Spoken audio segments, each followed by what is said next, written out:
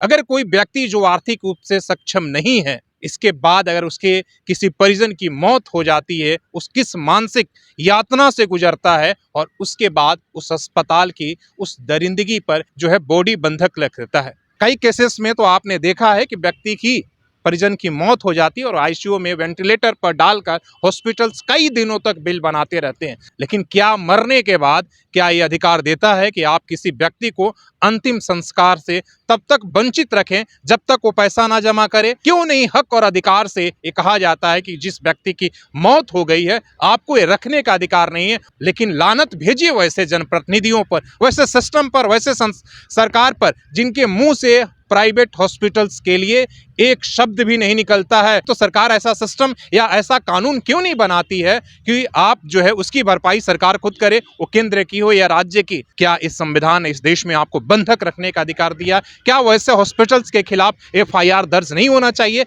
नमस्कार, सोशल संवाद में स्वागत है। मैं शशि भूषण। उससे पहले जरूरी सूचना यह है कि आप बहुत सारी ऐसी बातों को फेसबुक और यूट्यूब पर देखकर शेयर करते हैं, तो ये भी समाज और आपके और हमारे लिए बहुत ज़रूरी बात है। इसलिए आपको लगता है कि मुद्दा को समर्थन के लायक है तो आप शेयर ज़रूर करें और अपनी कमेंट करके राय भी दें। बात यह है कि कल एक व्यक्ति आए थे, उनके साथ उनके समाज के लोग भी थे, लेकिन वो व्यक्ति इसलिए वो घूम रहे थे, दर दर सांसद विधायक के दरवाजे भटक रहे थे कि 4 दिन पहले उनकी माता की मौत हो गई थी एक हॉस्पिटल में। और 4 दिनों से उन्होंने इसलिए घूम रहे थे कि उनके माता का बॉडी बंधक था, क्योंकि अस्पताल को 1 लाख से ज़्यादा का अधिक बिल चुकाना था। 1.5 लाख के आसपास में 24 घंटे के अंदर एडमिट करने के अंदर ही बिल हो गया था, जिसमें से 50,000 कैसे करके उन्होंने जमा कर दिया था, लेकिन 1 लाख रुपया वो जमा नहीं कर पाए थे। इसलिए अस्पताल ने 4 दिनों से उनका माँ का बॉडी नहीं दिया था। तो वो विधायक और सांसद दोनों के यहाँ दौड़ रहे थे। चिट्ठी भी सांसद और विधायक ने लिखा था, हॉस्पिटल से चिरौरी भी किया था कि आप इन्हें, इसलिए कि इनकी आर्थिक स्थिति ठीक नहीं है, इसलिए इनकी माता जी की बॉडी जो है वो सौंप दिया जाए ताकि वह अंतिम क्रिया करा सके। जरा सोचिए, हमारे और आपके लिए, इस शहर के लिए अब आम बातें हो गई हैं, इसलिए कि रोज़ अखबार जब आप खोलते हैं तो किसी सांसद और विधायक की एक तरीके की उपलब्धि के रूप में अखबारों में और न्यूज़पेपर में छपा रहता है कि फलाना सांसद ने, फलाना विधायक ने, फलाना नेता ने रिकमेंडेशन पर इनके बॉडी को छुड़ा दिया, उनके माता का, उनका बेटा का, मतलब इस तरीके का अस्पताल से छुट्टी करा दिया गया। लेकिन ज़रा सोचने की ज़रूरत है और लानत भेजने की भी ज़रूरत है ऐसे समाज पर, वैसे हॉस्पिटल्स पर, वैसे जनप्रतिनिधि पर। अगर कोई व्यक्ति जो आर्थिक रूप से सक्षम नहीं है, इसके बाद अगर उसके किसी परिजन की मौत हो जाती है, उस किस मानसिक यातना से गुजरता है और उसके बाद उस अस्पताल की उस दरिंदगी पर कि जो है बॉडी बंधक लग रहता है। ऐसे जब व्यक्ति जिंदा रहता है तो हमारा संविधान या ये अधिकार देता है कि आप किसी को भी, वो कितना भी आपका कर्जदार हो, आप बंधक नहीं रख सकते। लेकिन क्या मरने के बाद क्या ये अधिकार देता है कि आप किसी व्यक्ति को अंतिम संस्कार से तब तक वंचित रखें जब तक वो पैसा ना जमा करे?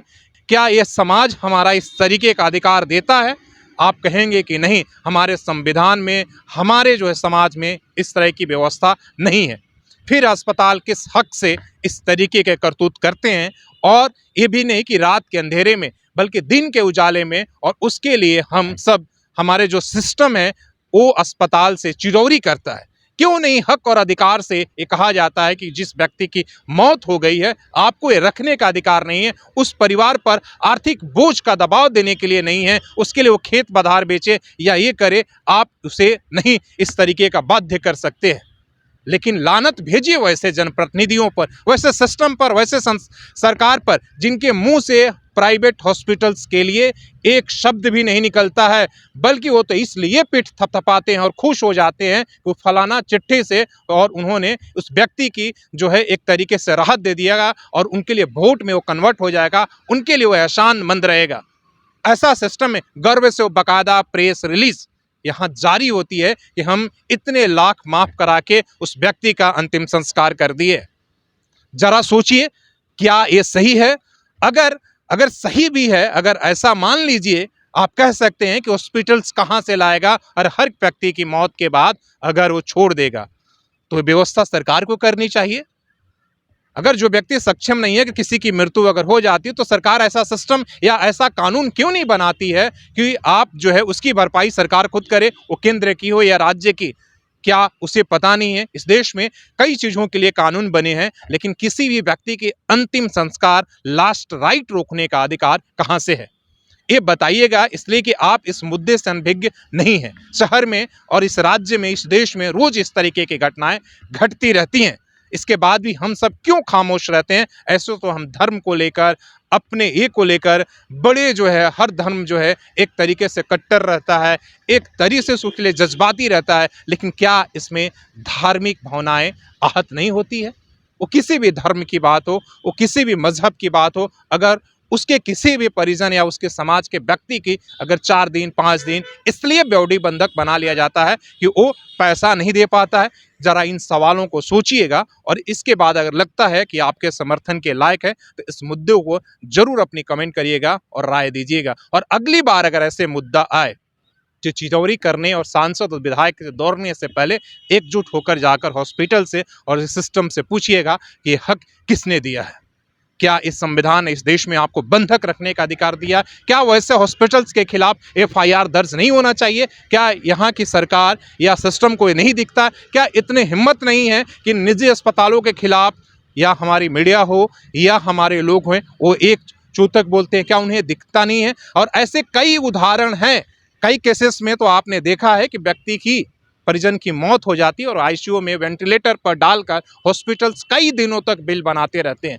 इतनी तेजी से बिना इलाज का उनका लाखों का 24 घंटे में मीटर घूमते रहता, कोई सवाल नहीं पूछता है कि अगर वो व्यक्ति वेंटिलेटर पर है तो आपने कौन सा ऐसा इलाज किया, और इसके बाद भी, मौत होने के बाद भी, और उस परिजनों को मिलने तक नहीं दिया जाता। ऐसे कई केसेस हैं, कई उदाहरण हैं। फिलहाल हम आपको नाम नहीं बता रहे हैं, लेकिन आने वाले समय पर ये तमाम, जैसे ही आप इस मुद्दों को लेकर जागरूक होंगे, जब आप बोलने की हिम्मत करेंगे तो हम उसे दिखाने और बताने की भी हिम्मत करेंगे। अगर ये मुद्दा लगता है आपकी जनहित की तो शेयर करके ज़रूर बताइएगा, अपनी राय दीजिएगा, अपनी समर्थन और एक तरह की प्रतिक्रिया, ताकि इस मुद्दे को जोर शोर से एक आंदोलन के रूप की ज़रूरत है उसे दिया जा सके। अपने सहयोगी CH राममूर्ति के साथ शशि भूषण, सोशल संवाद न्यूज़, झारखंड। धन्यवाद।